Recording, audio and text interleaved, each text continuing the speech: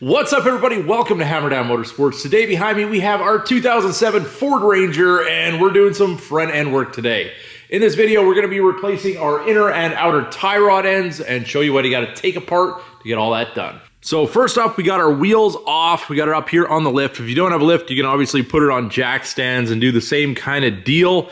Then what we're going to do is there's a cotter pin there on our outer tie rod, and we're going to remove that and get our castle nut removed, and then we can get our outer tie rod out of the spindle. And then you just kind of get a grip with your side cutter,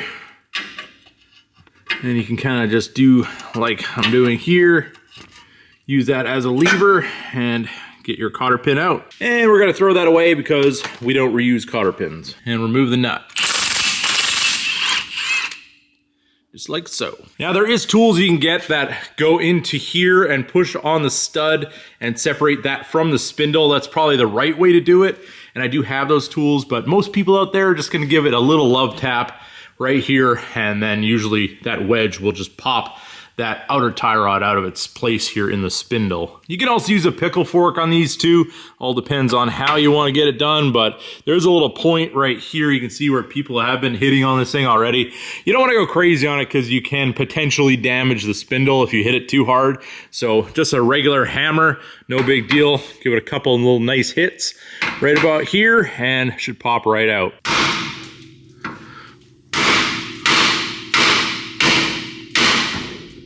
One-handed, just like that. So now that we have our outer off, if you're just doing an outer tie rod, you would probably break free this jam nut first, and then you can just spin your outer off, get that replaced.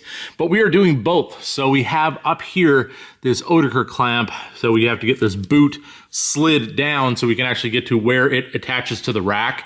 And there's a clamp that I already have removed right here. It's just a little spring clamp. You get a pair of pliers, no big deal. But this is the Oetiker clamp that is holding our inside of our boot. I'll show you guys how this works. So let's get some good light on this. We do have this little loop, and you want to spread that apart. And then you can see there's this little tab right here where it locks onto. So once that's spread apart, you can knock the bottom of the loop this way and it'll pop it open like that. And when you have it on the bench, you can open this up a little bit more.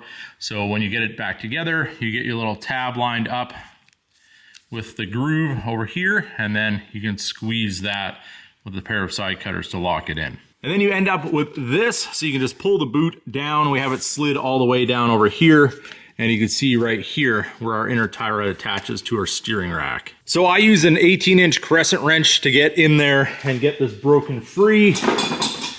You can see this guy right here. You can get a wrench on it too. I do actually have an inner tie rod tool you can get in there as well, but today that worked for our purposes, and you just spin this whole assembly out. Now obviously we are going to have to take our outer tie rod off, but I'm going to build these on the bench just so we can count our turns and all of that kind of stuff, so we get exactly where we want to be with our alignment, at least until we can get it aligned so we're not wearing tires. So that is that assembly there. We have both sides off, and you can see that is where it goes into the rack for our inner tie rod. Now at this time you want to inspect, make sure you don't have any leaks in there. Obviously a bunch of oil is in the bellows of that boot. You do have a rack leak. You might want to change your rack at this time. And it looks like we are pretty good over here for 187,000 miles. I think this is probably original rack, to be honest, but it does look in good shape. So obviously you can take your outer tie rod off in the truck, but I figured we'll just take it over here to the vise and we'll do it that way.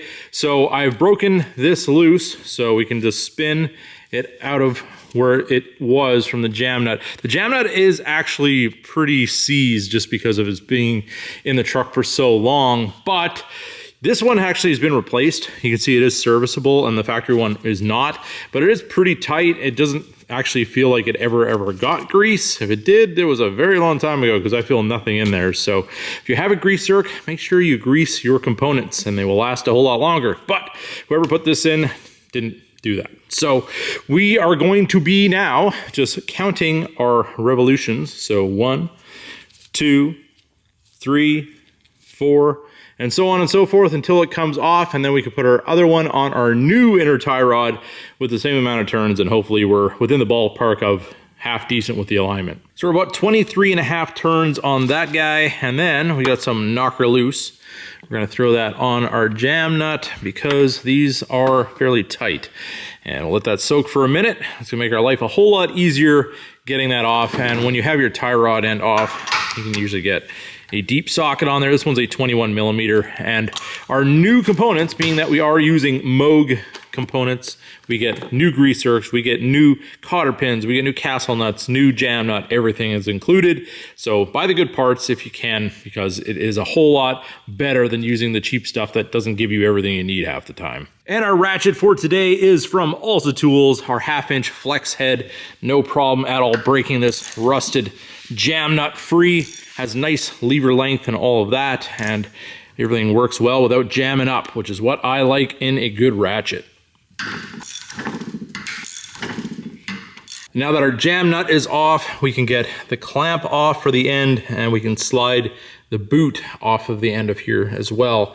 So you want to make sure you put all that back onto your new one before you put your new jam nut on. So we got our assembly back into the truck. It's not completely finished. Obviously, we have to do our castle nut, which is a 59 foot-pounds, which is a spec I found online for that. And then you just want to adjust for where the hole is for the cotter pin, and then line that up. Put your cotter pin through, and what I do is I get it all the way seated, and then I bend one around and usually use a punch or whatever and knock it up tight, and then the other one I just cut it off so it doesn't have to be hanging out there in the wind and just kind of looks clean instead of the way that it was done previously. But we tightened up the inner with our crescent wrench and a little bit of Loctite that came with the kit. We have our crossover tubes back on, our Oetiker clamps are back on and tight.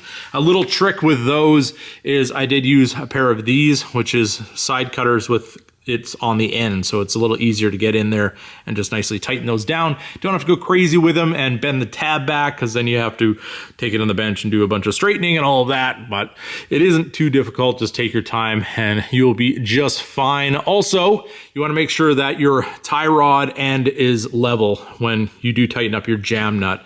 So once this is all together, I will do that and we're good to go. We do have our clamp back here on the boot, and everything is looking really, really nice.